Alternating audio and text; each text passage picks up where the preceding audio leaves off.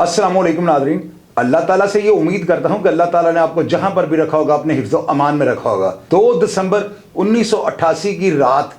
क्या ऐसा टेलीविज़न पर जो है ना नशर किया गया या रेडियो पे क्या ऐसी खबर चली कि सजाए मौत के जो सेल के अंदर जितने भी कैदी थे जिनको कोर्ट से सजाए मौत का हुक्म हो चुका हुआ था, उन्होंने भंगड़े डालने शुरू कर दिए। नाज़रीन, आप यकीन करें कि मैं तो उस वक्त जेल के अंदर मौजूद नहीं था, लेकिन जो कवि शाहिद जो लोग वहाँ पर मौजूद थे या जिनके साथ ये मामला जो दरपेश आया या जिन्होंने ये खबर सुनने के बाद सजाए मौत के सेलों में भंगड़े डाले, उनकी ज़ुबानी मैंने ये वाक़या जो है सुना हुआ जो आपसे बयान करने लगा हूँ। नाज़रीन, हुआ कुछ इस तरह, अदालत ने जो है ना इन लोगों को सजाए मौत का हुक्म दिया हुआ था। इनमें से कुछ जो थे वो सुप्रीम कोर्ट के इंतज़ार में बैठे हुए थे कि वहाँ से हुक्म में कोई शायद कमी बेशी हो जाए या इनकी सज़ा जो है मुअत्तल कर दी जाए। कुछ जो थे वो सदर पाकिस्तान के पास जो रहम की अपील उनकी गई थी उसके इंतज़ार में बैठे हुए थे। और इसी असना में जो है ना पीपल्स पार्टी की पहली वज़ीर आज़म मोहतरमा बेनज़ीर भुट्टो को जो है ना वो पाकिस्तान का वज़ीर आज़म तैनात किया जाता है और ये अपने ओहदे का हलफ लेने के बाद आम माफ़ी का ऐलान करती हैं और जितने भी सजाए मौत के कैदी कोठियों में बंद होते हैं उनकी कोठियों को तोड़ देती हैं, यानी कि सजाए मौत मुअत्तल कर देती हैं। उसके बाद कैदी जो थे वो बड़े खुश हो गए क्योंकि इनमें कई ऐसे कैदी थे जो 8-8, 10-10 साल से जो है ना रहम की अपील या सुप्रीम कोर्ट के इंतज़ार में बैठे हुए थे। जब उनको ये पता लगता है कि मोहतरमा बेनज़ीर भुट्टो ने जो जुल्फ़िकार अली भुट्टो की जो बेटी थी उन्होंने आगे इतना बड़ा जो है वो स्टेप लिया है और तमाम कैदियों की सजाए मौत को जो है मुअत्तल कर दिया है, तो आप सोचें उनकी खुशी की क्या इंतहा होगी। वो बहुत खुश थे, उनको ये यकीन था कि अब हम साल 1.5 साल के बाद जो है ना इंशाअल्लाह ताला रिहा हो जाएंगे।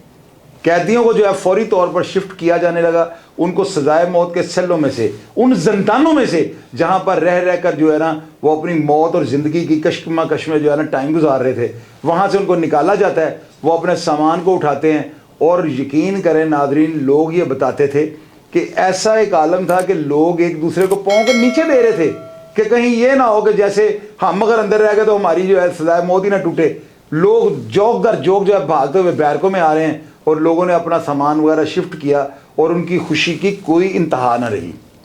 अब नाज़रीन 2 साल का अरसा गुजर जाता है और आप सोचें कि एक दफ़ा तो कोर्ट ने उनको सजाए मौत का हुक्म दिया, उन्होंने बर्दाश्त किया, उनमें से कोई भी नहीं मरा। जाहिर है कि सजाए मौत का हुक्म सुनने के बाद मैंने तो अपनी ज़िंदगी में नहीं देखा किसी को अदालत ने सजाए मौत का हुक्म दिया हो और वो बंदा हार्ट अटैक से वहीं पर मर गया हो। लोग जेल जाते हैं, फिर हौसला आ ही जाता है। तो एक तो झटका उन्होंने तब लिया और दूसरा झटका जो इन्होंने लिया है ना वो कब लिया, जब नवाज शरीफ की हुकूमत जो है ना 1990 में दोबारा आ जाती है। 6 नवंबर 1990 को जो है ना नवाज शरीफ जो है दोबारा वज़ीर आज़म पाकिस्तान बन जाते हैं और नवाज शरीफ आते ही जब अपने ओहदे का हलफ लेते हैं तो फौरी तौर पर ये ऐलान करते हैं कि जिन कैदियों की जो सजाए मौत की कोठी बेनज़ीर भुट्टो ने तोड़ी थी वो सब जो कैदी हैं वापस सजाए मौत की कोठियों में चले जाएं, मैं उनकी सजाए मौत को बहाल करता हूँ।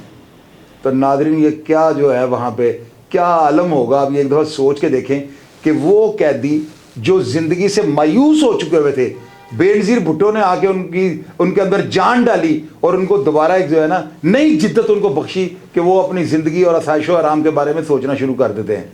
लेकिन ऐसे में क्या होता है कि मियाँ नवाज शरीफ जो है उनके सर में आकर दोबारा से हथौड़ा मारता है और उन सबको सजाए मौत के सेलों में वापस भेज देते हैं।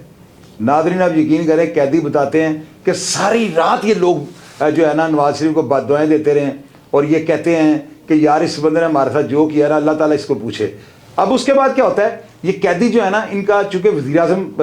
मोहतरमा बेनज़ीर भुट्टो भी वज़ीर आज़म पाकिस्तान थी और उनके हुक्म के ऊपर इम्प्लीमेंट किया जाना ये एक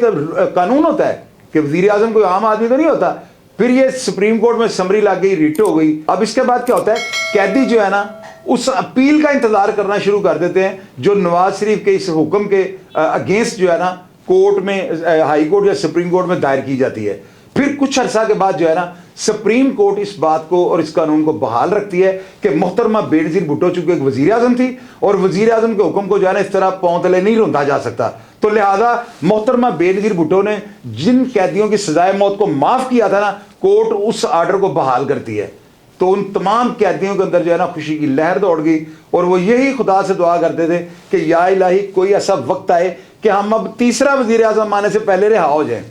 तो नाज़रीन, कैसा लगा आपको मेरा प्रोग्राम? यकीन करें कैदी, इनमें बिलाल चंद, ये तस्वीर आप इनकी देख रहे हैं, इनमें एक नसार खान था, एक पा यकूब था, नवीद हुसैन था, और ये पीछे मुख्तलिफ कैदियों की आप तस्वीरें देख रहे हैं। ये वही कैदी हैं जो बेनज़ीर के हुक्म पर जो है ना इनकी सजाए मौत को तोड़ा जाता है, और इनको बैरकों में जहां पर आम कैदी, छोटी कैदों के जो कैदी होते हैं, ये तमाम लोग ना अब बड़ा यानी आज़ाद फिर रहे होते हैं, आधी से ज़्यादा इनकी सजा समझ लें माफ़ हो जाती है। यानी इनको यूं ही लगता है कि जैसे अब हमने कहा हम आज़ाद कैदी हैं ना, और बिल्कुल एक आज़ाद इंसान है, ये किसी बैरक में किसी को मिलने के लिए भी जा सकते हैं, जबकि सजाए मौत में बहुत ज़्यादा पाबंदियाँ होती हैं। सजाए मौत के सेल में मैंने आपको बताया उल्टी हथकड़ी लगाकर जो है ना उनको आधा घंटे के लिए वॉक के लिए खोला जाता है। इसको टलाई बोलते हैं, यानी कि जेल की जुबान में ना। तो सुबह के टाइम आधा घंटा टलाई मिलती है, और आधा घंटा इनको जो है ना शाम को खाने से पहले जो है खोला जाता है। जिस तरह मुर्गियों को डिब्बे में से खोल के हवा लगवाई जाती है, कबूतरों को खोल के जो उनको उड़ने के लिए आधा पौना घंटा दिया जाता है, सेम इसी तरह जो है ना सजाए मौत के मुल्ज़िमान के साथ होता है। मेरी दुआ है कि अल्लाह ताला की ज़ात किसी को भी जेल ना दिखाए। अगर किसी को जेल जाना पड़े तो अल्लाह ताला की ज़ात उसको सजाए मौत के सेल में लेकर ना जाए, क्योंकि वो रोज जीते हैं और रोज मरते हैं। मेरा प्रोग्राम देखकर अगर आपको पसंद आए तो कमेंट बॉक्स में अपनी राय से जरूर आगाह कीजिएगा, और अपना ढेर सारा ख्याल रखा करें। पाकिस्तान जिंदाबाद।